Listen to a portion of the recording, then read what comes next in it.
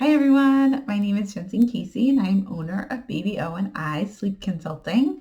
And today I'm talking about pacifier use. So this can be a really hot topic with a lot of parents because it's really hard to know what to do around pacifiers. So I'm going to clear some of that confusion up today and hopefully give you some really solid strategies to help you and your little one with their pacifier use. So pacifier use in the beginning is amazing because it really helps newborns being able to soothe that suck reflex that they all have without needing breastfeeding or bottle feeding, and also be able to reduce the risk of SIDS. So I am pro pacifier use.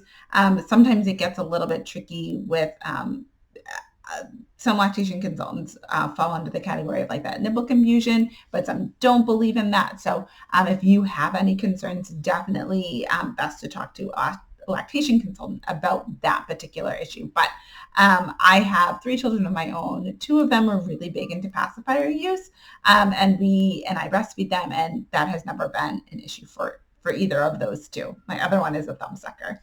Um, so but some people are really of the camp that they don't want their child to use a pacifier because they're worried about how that dependence is going to look in the future. So if you are concerned about your child's pacifier use or it is negatively impacting their sleep, then you're going to want to pull the pacifier before your child is 4 months old or after they are 2.5 years old. So depending on where they fall, if they're earlier than 4 months, typically what's happening is you're playing that pacifier game where you put it in, it falls out. Put it in, it falls out because they're not able to motorically replace it or keep it in their mouth very well. So that's what happens at the younger end. At the older end, typically it's getting into like dental concerns where it could be forming the shape of their mouth in a way that we don't want it to. So in the middle, children are more independent. They're able to replace that pacifier and it's not having such a negative impact on the formation of their teeth.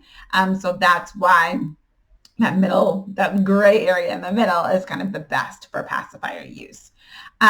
For the children that are less than 4 months, you have a couple of different options. So if you are playing that consistent pacifier game, then you can do one of 2 things. You can, one, wait until your child is old enough to be able to replace that pacifier. And I'm going to give you a strategy on how to teach them to do that independently as soon as they're ready. And the second option is just to completely kind of cold turkey it.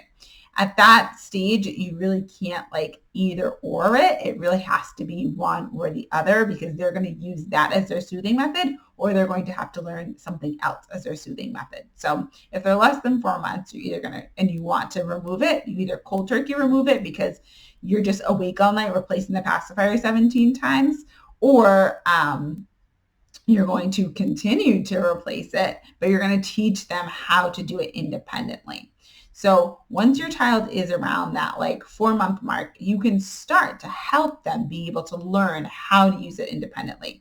So every time that pacifier falls out, you're going to give your child a minute or 2 to see if they can soothe themselves another way by putting their hand, their finger, their fist in their mouth. If not, once you go to replace it, you're going to take their hand and you're going to physically move their hand to find the pacifier, which will probably be up by their head. Once you like move their hand to tap the pacifier, most likely they're going to grab it. If they don't, then you can like kind of slowly close their fingers around it and help them then move the pacifier to their mouth. So you are teaching them to reach up to look for it, grab it, and bring it directly to their mouth. That's going to take a little bit depending on the age of your child and where they are motorically, how well they're going to be able to do that. But it's going to show them, I can find my own pacifier and replace it as needed. So in the future, you're not having to go in and replace it for even children that are able to motorically do it. Because I've had a lot of clients that sometimes it just doesn't click.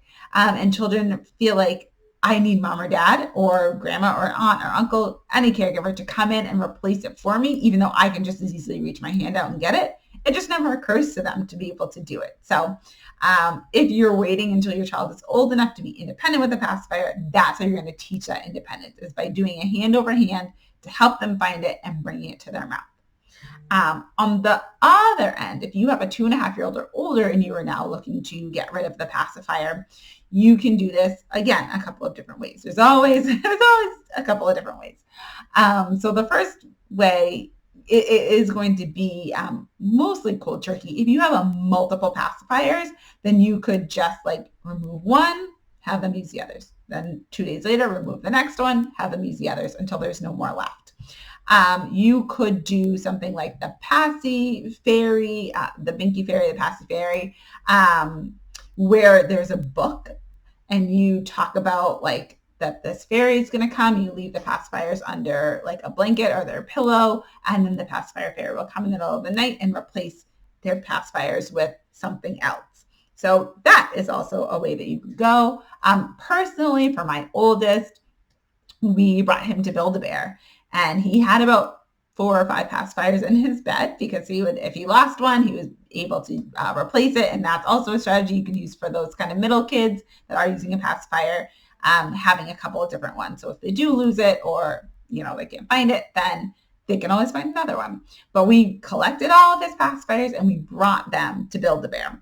And I had him pick out a bear. He got to open the bear up, put the pacifiers in, close it up, and then we were on our way. This way, it created a new comfort item for him so that he was able to then choose if he wanted to have that bear in his bed as his new comfort item. He asked for the pacifier maybe twice. Once at nap, like that day, we went in the morning, so we did that nap time. He was looking for it, and then that night, and then from there on, he never asked for it again. He chose not to have the bear in his bed. He said he wanted it on his dresser instead of in his bed. So it was a really easy transition at that age, especially because we could talk to him about it. He knew what was happening. He was a part of the process. It wasn't that just one day he went into his crib and all of his pacifiers were gone. So that was a really nice way to really make your child included in it so they feel some power and empowerment over making the choice to get rid of those pacifiers. I handed him the pacifiers and he physically put them into the bears one by one.